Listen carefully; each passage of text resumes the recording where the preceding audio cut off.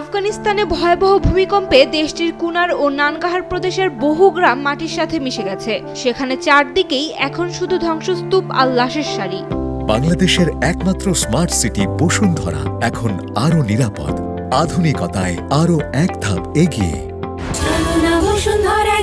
সোমবার মধ্যরাতে পূর্বাঞ্চলের এই পার্বত্য এলাকায় আঘাত হানে 6 মাত্রার ভূমিকম্প। এখন পর্যন্ত 800-রও বেশি মানুষের মৃত্যুর খবর পাওয়া গেছে। আহত হয়েছেন প্রায় 3000 মানুষ। ধ্বংসস্তূপের নিচে এখনও অনেক মানুষ আটকা পড়ে আছেন। আহতদের অনেককেই কাঁধে বয়ে বা হাতের তৈরি খাটিয়ায় হাসপাতালে নেওয়া হচ্ছে। তবে মরার উপর খাড়ার ঘা হয়ে দাঁড়িয়েছে বিরূপ প্রকৃতি। ভারী বৃষ্টিপাত আর ভূমিধসের ঝুঁকিতে পাহাড়ি অনেক রাস্তা বন্ধ। এর ফলে ত্রাণ ও উদ্ধার কাজ ব্যাহত হচ্ছে। দূরবর্তী গ্রামগুলোতে উদ্ধারকর্মীরা পৌঁছাতে হিমশিম খাচ্ছেন। ভূমিকম্পে অনেক প্রাণীও মারা গেছে। জাতিসংঘ সহ উদ্ধারকর্মীরা জানিয়েছে, এসব মৃতদেহ দ্রুত সরানো না গেলে পানির উৎসে দূষণের ঝুঁকি বাড়বে।